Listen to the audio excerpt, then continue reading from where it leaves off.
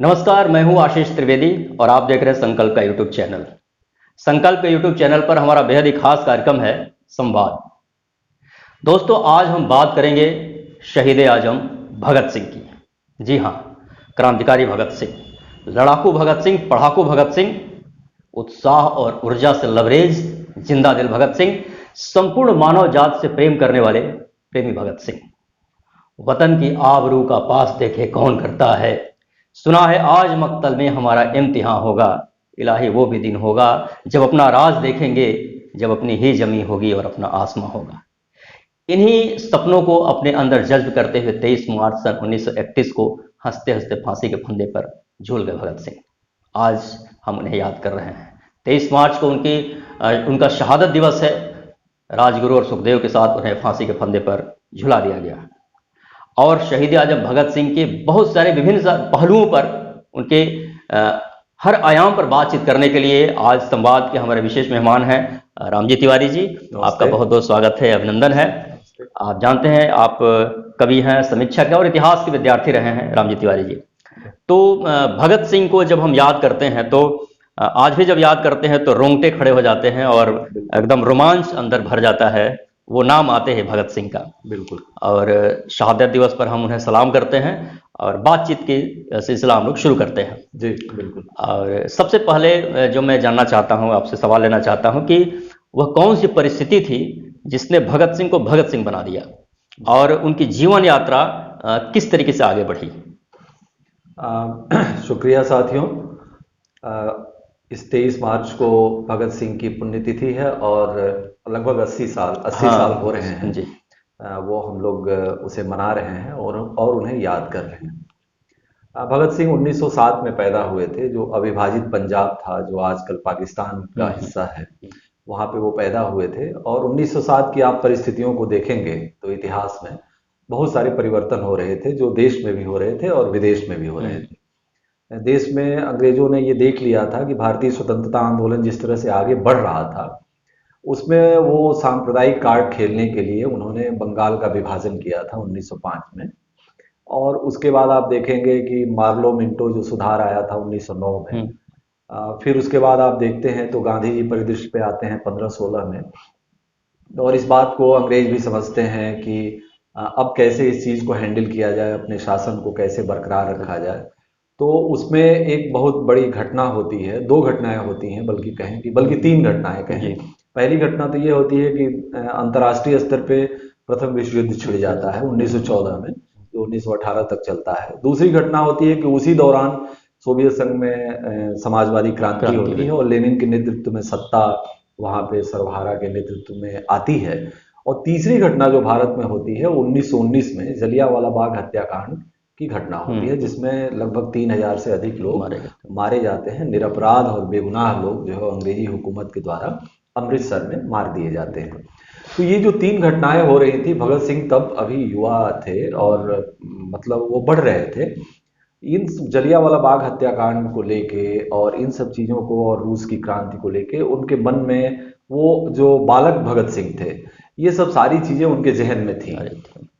तो आप समझिए कि उसके बाद असहयोग आंदोलन का आना 1920-21 में, चौरी चौरा कांड के बाद उसका स्थगित होना, और फिर जो अंतिम जो पीरियड आता है आप देखें तो 1926 में एक युवाओं की एक टीम, जब भगत सिंह 19 साल के थे और वो फैसला करती है कि नहीं, हमको कुछ अपने देश के लिए और देश के भविष्य के लिए कुछ आगे सोचना चाहिए।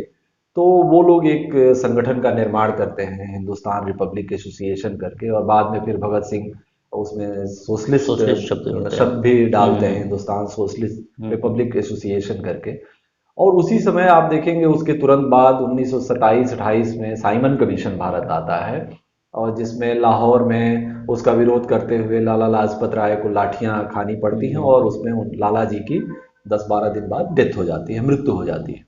वो घटना बहुत शॉकिंग थी वो युवा भगत सिंह के लिए और उनके साथियों के लिए, कि एक जेन्युइन काज के लिए, एक जेन्युइन मांग के लिए हम विरोध प्रदर्शन करते हुए हमारे इतने बड़े नेता को कैसे अंग्रेज लोग मार सकते हैं।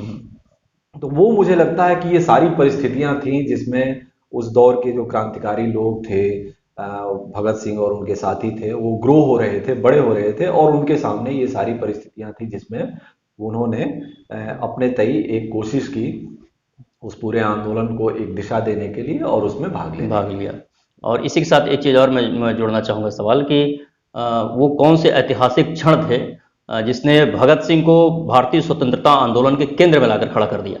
जी, आप देखेंगे कि लाला लाजपत राय की हत्या के बाद जो उन्हें लाठी लगी और जब वो मरे तो उसका विरोध जो है वो पूरे देश में हुआ, लेकिन ये जो क्रांतिकारी थे उनका गठन हो चुका था और उनकी योजनाएं भी थी कि कैसे हम दो दो फ्रंट पे उनकी योजनाएं थी। एक तो जो अंग्रेज जिस भाषा में समझते हैं क्या हम उन्हें उसी भाषा में क्यों नहीं समझाएं, और दूसरा ये भी योजना थी कि अपने युवाओं के साथ मिलके, देश के युवाओं के साथ मिलके एक वैचारिक रूप से भी एक जनमत तैयार करें, एक मानसिक रूप से भी लोगों को समृद्ध करें। ये दोनों पहलुओं पे भगत सिंह और उनके साथी काम कर रहे थे। तो उसमें पहला जो तात्कालिक हुआ लाला जी की जो मृत्यु के बाद, तो उन्होंने ये समझा कि जो जनरल स्कॉट थे वहां के सुपरिटेंडेंट ऑफ पुलिस थे, तो उनको उन्होंने जिम्मेदार उन लोगों ने समझा और उनकी हत्या का उन लोगों ने प्रोग्राम बनाया। दुर्भाग्यवश जनरल स्कॉट तो नहीं मिले और उन लोगों ने जिनकी हत्या की सैंडर्स की, उन लोगों ने उन्हें जनरल स्कॉट समझ के ही मारा। लेकिन बाद में पता चला, हालांकि बाद में पता चला कि वो तो जो नरसंहार जो लाला जी की डेथ थी उसके लिए वो भी जिम्मेदार थे, सैंडर्स भी जिम्मेदार थे, युवा पुलिस अधिकारी थे वो।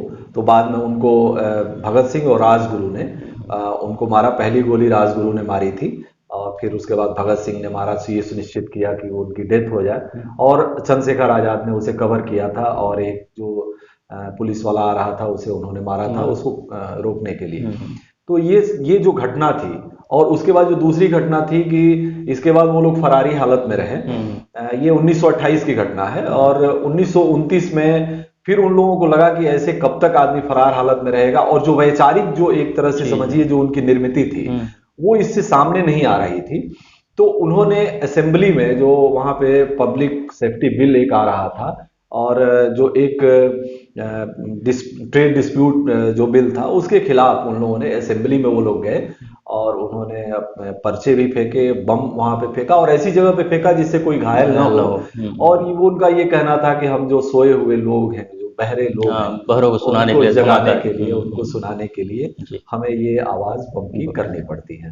तो ये घटनाएं थी जिन्होंने शहीद आजम को एक लाइमलाइट में लिया। लेकिन उससे जो बड़ा जो चीज था, जो उनकी जो वैचारिक निर्मिति थी, बाद में जब केस चला, आंदोलन जब आगे बढ़ा और केस जब लाहौर में अदालतों में चलने लगा, तो भगत सिंह ने जिस तरह से वैचारिक स्टैंड लिया उसने उनको शहीद आजम का दर्जा दिया।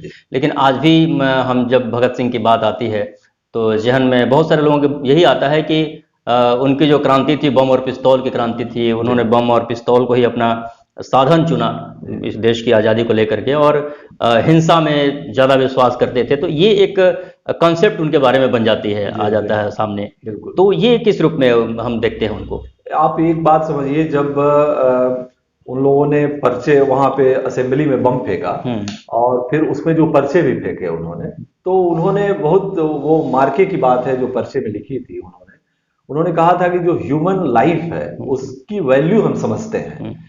ये दुर्भाग्यपूर्ण स्थिति ऐसे में हमारी अंग्रेजी हुकूमत ने ऐसी स्थिति में हमें फंसा दिया कि हमें ये काम जो है अंजाम देना पड़ा। अदरवाइज जो हम किसी तरह से हम उन लोगों में शामिल नहीं हैं जो साम्राज्यवादी जो सेनाएं होती हैं और जो आम लोगों की और निरपराध लोगों की हत्या करके भी कोई पश्चाताप उनके मन में नहीं होता है। हम उनमें से नहीं हैं। हम ह्यूमन लाइफ की वैल्यू समझते हैं और ये परिस्थितियां थी जिसमें हमको ये घटनाएं करनी पड़ रही हैं। अदरवाइज जो हमारा जो मूल उद्देश्य है वो ये है कि वैचारिक रूप से और विचारों के आधार पे, एक सिद्धांत के आधार पे, और देश का ऐसे समाज का निर्माण हो, ऐसे देश का निर्माण हो जो उन लोगों ने कहा कि मनुष्य के द्वारा किसी भी दूसरे मनुष्य का शोषण न हो और न ही किसी राष्ट्र के द्वारा किसी दूसरे राष्ट्र का शोषण हो। तो उन्होंने कहा कि एक ऐसी व्यवस्था हम चाहते हैं और हमारा संघर्ष उसके लिए है जिसमें हिंसा तो एक बहुत छोटी सी बात है जो परिस्थिति जन्य स्थिति में पैदा हुई। अदरवाइज हमारा ये जो है वो इरादा नहीं था। बिल्कुल, और इससे लगता है कि वैचारिक प्रतिबद्धता थी उन क्रांतिकारियों की, मतलब ये अटेंडम नहीं था कि हम किसी की हत्या कर दें, किसी को मार दें, एकदम और एक एकदम बिल्कुल एक सिस्टमेटिक व्यवस्था थी उनकी। बिल्कुल बिल्कुल। और उसी रूप में हम देखते हैं कि भगत सिंह, लड़ाकू भगत सिंह और पढ़ाकू भगत सिंह, जी वो जी दोनों पहलू जब आता है जी तो एक तरफ बिल्कुल एक शानदार क्रांतिकारी के रूप में नजर आते हैं, और दूसरी तरफ वो अ, दुनिया भर की किताबें पढ़ते हैं वो, जी जी अपने साहित्य, कला, संस्कृति से लेकर इतिहास, तमाम चीजें जो हैं। बिल्कुल। तो भगत सिंह के निर्माण में उन पुस्तकों का क्या योगदान रहा? आप देखेंगे तो ये बहुत ही महत्वपूर्ण प्रश्न है कि भगत सिंह, ये जब घटना होती है 1928 में, तो जी। मतलब भगत सिंह उस समय 21 साल के थे, हम्म। और वो 23.5 साल तक जीवित रहते हैं। हम्म। तो इस 21 साल का जो युवा था, जो 1926 को देखे, बल्कि 19 साल ही कहें तो, हम्म। वो क्या कर रहा था। आप दुनिया भर की, आज के समय में थोड़ी आसान हो जाती है चीजें, हाँ, इंटरनेट पे हैं नेट के आपके माध्यम पास, से। आप जी। मंगा सकते हैं चीजों बिल्कुल। को, और जगहों से पढ़ सकते हैं। लेकिन वो आदमी, वो युवा दुनिया भर के लेखकों के बारे में परिचित था, उनकी किताबों के बारे में परिचित था। एक विक्टर ह्यूगो का उपन्यास है जो आज भी बहुत चर्चित है, ला मिजरेबल्स करके, हम्म। उसका हिंदी में अनुवाद भी हुआ है। हम्म। अब उस समय पता नहीं हुआ था, मेरे ख्याल से नहीं ही हुआ होगा। और ये जानना बड़ा दिलचस्प होगा कि भगत सिंह हिंदी भी जानते थे, उर्दू भी जानते थे, अंग्रेजी भी अंग्रेजी भी जानते थे, और जानते पंजाबी भी हैं। जानते थे। तो उन्होंने वो ला मिजरेबल, जब वो पहली मुलाकात होती है क्रांतिकारियों से, तो वो उस उपन्यास के साथ आते हैं, वो उनके हाथ में रहता है। एक किसी क्रांतिकारी ने, शिव वर्मा ने उसका जिक्र किया है। फिर उनका एक उपन्यास विक्टर ह्यूगो का ही 93 एक करके उपन्यास है, जिसमें दो कैरेक्टर्स हैं, जिसपे बड़ी एक बहस है जय उनकी, उनके साथ, सुखदेव के साथ। आप देखें तो मतलब, आप दोस्तोयेवस्की, गोर्की, गोरकी। टॉलस्टॉय और ये सिंक्लेयर, ये जितने बड़े लेखक थे दुनिया के, वो सब लेखकों से परिचित थे, और सब लोगों की रचनाओं पे, उन पे, उनकी चीजों पे वो बात कर रहे थे। और आप रशियन रेवोल्यूशन से संबंधित, तो वो एक भगत सिंह जहां पे अपना सर्वस्व, अपना जो प्राण है, न्योछावर करने के लिए भी तैयार थे राष्ट्र के लिए, बिल्कुल। और राष्ट्र के लिए जो उन्होंने सपना देखा था समाज के लिए, उस सपने को वैचारिक आधार देने के लिए भी वो पूरी तरह से युवा तैयार था, जो 19 साल का था, 21 साल का था, 23 साल में वो हमारे बीच नहीं रहा। वो युवा जो है उस उम्र में ही उन सारी चीजों से इक्विप्ड था, बिल्कुल। और उससे समृद्ध था। और इसी वजह से हम लोग देखते हैं कि जो भगत सिंह एक और संदेश देते हैं कि जो पढ़ता है वही लड़ता है। जी जेल में बंद रहते हुए जो एक पॉलिटिकल प्रिजनर्स की जो लड़ाई लड़ते हैं वो, और जो तमाम पत्र लिखते हैं, जी और बहुत सारे मतभेदों को लेकर के भी उनके पत्र जो लगातार आते रहते हैं, दस्तावेज जो बड़े महत्वपूर्ण हैं जी उनके। बिल्कुल। और एक चीज और कि जो इनकी लड़ाई थी, और इस लड़ाई के बाद कि उनको लगता था कि देश जब आजाद हो जाएगा, तो उस आजाद भारत की कल्पना क्या थी उनकी, किस रूप में वो देखते थे आजाद भारत को? देख, जैसा मैंने पहले कहा कि हाँ जी। वो दो चीज महत्वपूर्ण थी। वो ये कह रहे थे कि क्रांति से भी उन्होंने अभिप्राय समझाया है, कि वो कह रहे थे कि एक ऐसे समतामूलक समाज की स्थापना करना जिसमें किसी तरह का शोषण न हो। तो हमारे लिए जो समाज का जो सपना है वो हमारा ये है। और अंतर्राष्ट्रीय स्तर पे भी ऐसा न हो कि सिर्फ व्यक्ति से शोषण ना हो, बल्कि इससे विरत हो, बल्कि कोई राष्ट्र भी किसी राष्ट्र का शोषण ना करे। तो मतलब एक ऐसे समतामूलक समाज की स्थापना, जिसमें आप देखें तो उनके साथी विभिन्न धर्मों से आते हैं, विभिन्न जातियों से आते हैं, विभिन्न क्षेत्रों से आते हैं, विचारधारा भी उनकी अलग होती है। कोई अपने आप को शुद्ध ब्राह्मण कहता है, लेकिन कोई उसको उसी आधार पे चिढ़ाता भी है, और कोई मुसलमान है, कोई तमाम तरह से लोग आते हैं। लेकिन वहां पे इस बात को लेके एकदम क्लियर कट व्यू है कि ये सारे लोग जो है वो हमारे अपने हैं, और सबके लिए हमको एक ऐसे भारत का निर्माण, एक ऐसे समाज का निर्माण करना है जो भविष्य में चल के शोषण मुक्त व्यवस्था की स्थापना कर सके, और हर तरह के जो शोषण है उसको दूर किया जा सके, और समतामूलक एक न्यायप्रिय जो समाज है उसके लिए वो काम कर सके। वो सपना उन क्रांतिकारियों का था। बिल्कुल। और एक युग दृष्टा के रूप में भी नजर आते हैं भगत सिंह। वो आने वाले 70-80 साल की जो कल्पना थी उनकी, कि अगर आज़ादी गलत तरीके से मिल गई तो बहुत सारी कमियां आएंगी हमारे समाज में, शोषण बढ़ेगा, और गरीब हो जाएंगे, अमीर और गरीब अमीर हो जाएंगे। तो वो सारी चीजें नजर आ रही हैं आज के इस दौर में, सांप्रदायिकता को लेकर के और जाति सवाल को लेकर के बहुत सारी बातें उन्होंने कही। एक चीज अक्सर हम जब भगत सिंह की चर्चा करते हैं तो उनके साथियों की चर्चा छूट जाती है। जी जी। भगत सिंह के साथ सुखदेव और राजगुरु फांसी के फंदे पर चढ़े, और भी बहुत सारे साथी उनके साथ शहीद हुए, तो उनकी चर्चा हम कम करते हैं। ये बड़ा दुर्भाग्यपूर्ण है। आप देखें तो 23 मार्च 1931 को जी। भगत सिंह के साथ उनके जो साथी थे राजगुरु और सुखदेव, सुखदेव। वो दो लोग भी फांसी पे चढ़े थे। और उसके बाद उनके अन्य साथी भी आप देखें तो चंद्रशेखर आजाद, अशफाक उल्लाह, महावीर सिंह, ये शिव वर्मा, इसके अलावा आप और जो उनके साथी थे, भगवती चरण बोहरा, यशपाल, तो बहुत सारे साथी थे जो जिन्होंने वो सर्वोच्च बलिदान दिया। तो उनकी बात दुर्भाग्यपूर्ण तरीके से छूट जाती है, पर हमें उन्हें भी याद करना चाहिए। मैं आपको बताऊं कि राजगुरु में इस बात को लेके राजगुरु हमेशा कहते थे कि कितना त्याग था। इस बात को मैं बताना चाहता हूं कि मैं भगत सिंह से पहले जो है वो अपना प्राण राष्ट्र के लिए देना चाहता हूं। बिल्कुल। और सुखदेव की भी ये बात थी कि ऐसा नहीं होगा कि भगत जो है वो पहले चला जाएगा और हम जो है वो बाद में जाएंगे। सुखदेव इस बात से समझिए कि एक बहस हुई जब असेंबली में बम फेंकने की बात आई थी, तो ये पहले जो दस्ता तय हुआ था उसमें भगत सिंह का नाम नहीं था, क्योंकि लोगों की ये राय थी कि हम लोग भगत सिंह को खोना नहीं चाहते।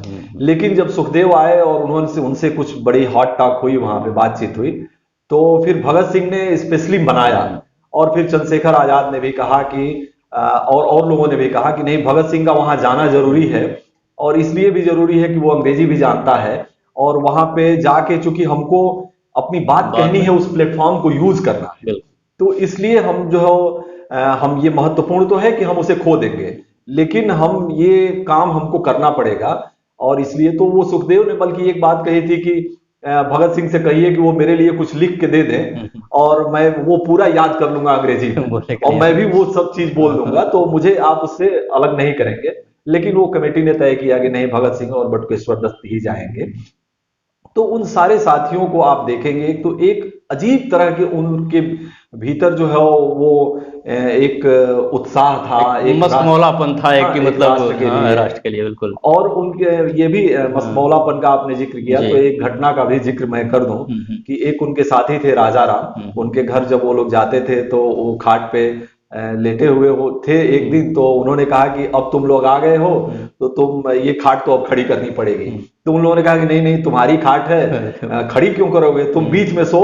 सुखदेव और भगत सिंह गए थे और दोनों लोग बगल में सो गए, और उसके बाद उन लोगों ने बहस की, किसी किताब पे बहस शुरू हो गई। तो राजा राम थोड़ी देर तक सुनते रहे, और उसके बाद इन लोगों की बहस जब चरम पे पहुंचने लगी तो वो कहे कि ठीक है, तुम लोग बहस करो, अब मैं जो वो उतर के नीचे सो लेता हूं। तो उसके बाद इन लोगों ने कहा कि नहीं, ऐसा कैसे हो सकता है, समाजवाद में ऐसा नहीं हो सकता। फिर वो खाट जो खड़ी कर दी गई और फिर तीनों लोग नीचे सो गए। तो वो जो एक ह्यूमर था, आप समझिए। एक और जिक्र है, आप देखिए कि उसका शिव वर्मा ने जिक्र किया है कि सुखदेव बहुत वो थे, सौंदर्य के बड़े उपासक थे। तो उन्होंने एक किसी सुंदर लड़की की तस्वीर अपने कमरे में लगाई थी। तो चंद्रशेखर आजाद आए और उन्होंने कहा कि अरे ये किसने कर दिया, इसकी क्या जरूरत है, यहाँ पे क्रांतिकारी बात करनी है और हमको सपना देखना है ऐसे समाज का, और ये लड़की की फोटो। तो उन्होंने उफाड़ के फेंक दिया। फिर आए तो सुखदेव, तो भाई किसने फेंका, उन्होंने पूछा। तो लोगों ने, तो आजाद ने कहा कि मैंने फेंका। फिर उनकी बहस हुई। तो सुखदेव ने एक बात कही, उन्होंने कहा कि आप एक सुंदर देश का सपना आप पालना चाहते हैं और देखना चाहते हैं, और सौंदर्य से आप इतनी नफरत क्यों करते हैं। तो आजाद को लगा कि नहीं, मुझसे ये गलती हुई। तो एक तरह से समझिए कि वो जो लोग थे वो एकदम मानवोचित व्यवहार भी उनका था, और जो सर्वोच्च बलिदान करने की जो कोशिश थी या जो मन था वो भी उनके पास। हाँ, ये बहुत महत्वपूर्ण है कि कोई डिक्टेटरशिप नहीं था। बिल्कुल। और किसी भी मुद्दे पर लगातार खूब बहस होती थी, खूब बातचीत होती थी, और तब जाकर किसी निष्कर्ष पर जो है। और इसका मतलब ये नहीं था कि उस डिस्कशन और बहस का मतलब दुश्मनी नहीं थी, एक भाईचारा के तहत वो चीजें जो है आती थी। ये बहुत ही महत्वपूर्ण बात रही। और भगत सिंह की बात हो और गांधी जी की बात ना हो, ये कैसे हो सकता है? क्योंकि उस दौर में यही दो लोग महत्वपूर्ण उभर करके सामने आए, और वैचारिक रूप से काफी मतभेद रहा इन दोनों लोगों के बीच में। लेकिन आम जनता ये जानती है कि एक हिंसक क्रांति के समर्थक और एक अहिंसक क्रांति के समर्थक और दोनों की विचारधारा में बहुत बड़ी खाई। तो आज भी हम जब भगत सिंह को मानते हैं तो गांधी को नकारते हैं, और गांधी को मानते हैं तो भगत सिंह को नकारते हैं। लेकिन ये दोनों के बीच में क्या कभी डायलॉग्स हुए, क्या कभी संवाद हुए, किस तरीके से जी। आप देखते हैं उसको? आप देखिए तो गांधी 1915-16 में आते हैं भारत में, और उसके बाद चंपारण आंदोलन या अहमदाबाद की जो खेड़ा आंदोलन है वहां से शुरुआत करते हैं, और उनका फिर प्रभाव बढ़ने लगता है। गांधी के जो मुख्य सिद्धांत हैं हम सब लोग जानते हैं, जो सत्य और अहिंसा का जो सिद्धांत है, तो अहिंसा उसमें बहुत प्रोमिनेंट चीज थी। और हम लोग मिस कोट करने लगते हैं या मिस्टेकन हो जाते हैं जब भगत सिंह और उनके साथियों को हम लोग ये पोर्ट्रे करते हैं कि वो हिंसक लोग थे। मुझे लगता है कि इसमें कोई बहुत ज्यादा विरोधाभास नहीं था। बहुत ज्यादा विरोधाभास इसलिए नहीं था कि भगत सिंह और उनके साथियों के जब आप दस्तावेज पढ़ेंगे और जो उनका विजन पढ़ेंगे देश को लेके, समाज को लेके, तो वो बहुत अलग नहीं था जो गांधी और कांग्रेस के लोग चाहते थे। उनका बल्कि सपना बल्कि उनसे भी ज्यादा कई मामलों में बेहतर था कि जो वो शोषण मुक्त समाज की बात हो। वो कहते थे कि हम ये नहीं चाहते कि गोरे अंग्रेज चले जाएं और भूरे अंग्रेज यहाँ पे रह जाएं। हम ये नहीं चाहते कि किसानों की यही स्थिति हो, श्रमिकों की यही स्थिति हो, समाज में इस तरह की गैर बराबरी हो, शोषण जो है वो होता रहे। तो आप देखें तो उनका सपना जो है वो कहीं उस दौर के जो लोग थे उससे कहीं आगे का सपना था। बिल्कुल। और वो सिर्फ हिंसा और क्रांति का सपना नहीं था। गांधी की बात अलग थी। गांधी भी अपने सिद्धांतों के प्रति काफी अडिग थे और उन्होंने उसके लिए संघर्ष भी किया, हम सब लोग जानते हैं जी। लेकिन आप देखेंगे कि इनके बीच में कोई ऐसी कटुता नहीं थी। गांधी ने जब एक पत्र लिखा उनके लिए, उन्होंने कहा कि ये लोग बम की पूजा करने वाले लोग हैं, तो उन लोगों ने काउंटर में बम का दर्शन जो है वो प्रतिपादित किया। और बात बम के दर्शन की नहीं है, बल्कि अगर आप बम के दर्शन की आप चीजों को पढ़ेंगे तो आपको लगेगा कि वो बम का दर्शन नहीं है, बल्कि वो भारत के भविष्य के समाज का दर्शन है। बिल्कुल। तो इस तरह से एक डायलॉग चलता रहा और भगत सिंह के बारे में कई बार गलत फहमियां और गांधी के रिश्तों को लेके कही जाती हैं। आप देखें तो भगत सिंह के लिए उन्होंने प्रयास भी किया। गांधी इरविन से बात भी हुई थी, नेहरू उनसे मिलने भी गए थे, जिन्ना ने भी कोशिश की थी। लेकिन चूंकि वो मसला क्या था कि एक युवा पुलिस अधिकारी, अंग्रेज पुलिस अधिकारी की हत्या का आरोप था, और जो साबित हो गया था क्योंकि उन्हीं के कुछ साथी फूट गए थे उसमें। तो इसलिए ब्रिटिश हुकूमत के लिए ये संभव नहीं था कि वो उन्हें छोड़ दे। ऐसी परिस्थिति में भगत सिंह और उनके साथियों को जाना पड़ा, सर्वोच्च बलिदान देना पड़ा। बिल्कुल। और एक आखिरी सवाल लेना चाहूंगा, क्योंकि अगर हम लोग भगत सिंह पे बात करने लगे, चर्चा का तो बहुत लंबी बातचीत हो जाएगी, हम लोग की लिमिटेशन है कि आज की पीढ़ी अगर भगत सिंह को याद करे, भगत सिंह को जानना चाहे, भगत सिंह को पढ़ना चाहे, तो दो सवाल कि हम क्यों जानना चाहेंगे भगत सिंह को, हम क्यों पढ़ें भगत सिंह को, और दूसरा सवाल ये कि हम किन पुस्तकों का सहारा लेके हम भगत सिंह को ठीक ठीक जान सकें। जी, ये बड़ा बड़ा महत्वपूर्ण सवाल है कि जैसे आज की पीढ़ी, ज्यादातर लोग जो है वो जब कोई मार धाड़ की बात आती है तो भगत सिंह को याद करने लगते हैं या आजाद को याद। ये मुझे लगता है कि गलत बात है। आप देखें तो एक युवा के पास जो दोनों चीज होनी चाहिए, उसके पास जोश भी होना चाहिए, क्रांतिकारिता भी होनी चाहिए, और उसके पास समझ भी होनी चाहिए। भगत सिंह, मुझे लगता है कि बहुत सारे लोगों ने शहादत दी, स्वतंत्रता आंदोलन में हजारों लाखों लोग शहादत दिए और अपने प्राणों का उत्सर्ग किया, इसमें बहुत सारे लोग थे। लेकिन उन्हें शहीद आजम इसीलिए कहा गया कि वो अपने प्राणों का उत्सर्ग भी कर सकते थे और उसका पूरा वैचारिक धरातल भी उनके पास था।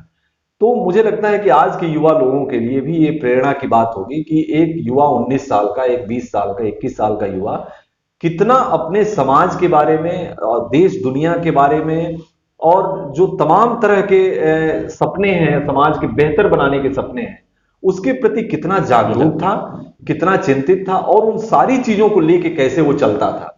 और उसके मन में किसी भी तरह का कोई विभेद, आप समझिए सांप्रदायिकता का विभेद, जात का विभेद, धर्म का विभेद, क्षेत्र का विभेद, या किसी भी तरह का कोई विभेद उसके मन में नहीं था। उसका मन जो है कितना साफ था कि कैसे समाज का वो सपना देख रहा था। तो इसलिए हम भगत सिंह को याद करें। दूसरा सवाल आपने कहा कि किन किताबों का जिक्र करें। किताबें बहुत सारी हैं, फिल्में भी हैं, डॉक्यूमेंट्री हैं, सारी हैं। लेकिन मुझे लगता है कि भगत सिंह और उनके साथियों का जो दस्तावेज जो चमन लाल ने संपादित किया है, राजकमल से छपी है वो किताब, वो एक मुकम्मल किताब है जिसमें भगत सिंह के बहुत सारे पर्चे, पत्र और तमाम उनके जो विजन थे वो बहुत विस्तार से मिलते हैं। तो हमें वो भगत सिंह का जो सैद्धांतिक पक्ष भी वहां पे समझ में आता है। और उनके एक साथी थे शिव वर्मा, उन्होंने 1967 में एक किताब लिखी संस्मृतियां करके, जिसमें अपने साथियों 7-8 जो साथी हैं उन सब का जिक्र है एक रेखा चित्र जैसे। और शिव वर्मा के बारे में मैं बता दूं कि उन्हें फांसी तो नहीं हुई पर उन्हें काला पानी की सजा हुई। 1936 में उन्हें ऑफर किया गया कि अगर आप माफी मांग ले तो आपको आजाद कर दिया जाएगा। फिर उन्होंने कहा कि जिस चीज के लिए हमारे साथी चले गए, आप ऐसा कैसे कह सकते हैं मेरे लिए। उन्होंने वो माफीनामा नहीं लिखा और 1946 में फिर कहा गया उनसे, लेकिन उन्होंने नहीं लिखा और तब वो छूटे जेल से जब भारत आजाद हुआ। तो ऐसे उनके साथी थे, तो उन्होंने एक संस्मृतियां करके किताब लिखी है, वो नेशनल बुक ट्रस्ट ने वो किताब छापी है। वो किताब भी बहुत महत्वपूर्ण है और उससे हमें एक सामान्य समझ मिल सकती है। जी बिल्कुल, बहुत बहुत धन्यवाद। और दोस्तों, भगत सिंह ने कहा था कि क्रांति विचारों के स्थान पर तेज होती है, और यह भी कहा था कि हमारी जो क्रांति है वो धर्म विरोधी हो सकती है लेकिन मानवता विरोधी नहीं हो सकती है। तो आज मुझे लगता है कि भगत सिंह को जानने की, समझने की, पढ़ने की जरूरत है। और राम जी भाई ने बहुत सारी किताबों के बारे में बताया कि इसके माध्यम से हम भगत सिंह को जान सकते हैं, उनके विचारों को जान सकते हैं। और आपको आज का ये संवाद कार्यक्रम कैसा लगा हमें जरूर बताइएगा। और तब तक के लिए आप सभी को नमस्कार। नमस्ते।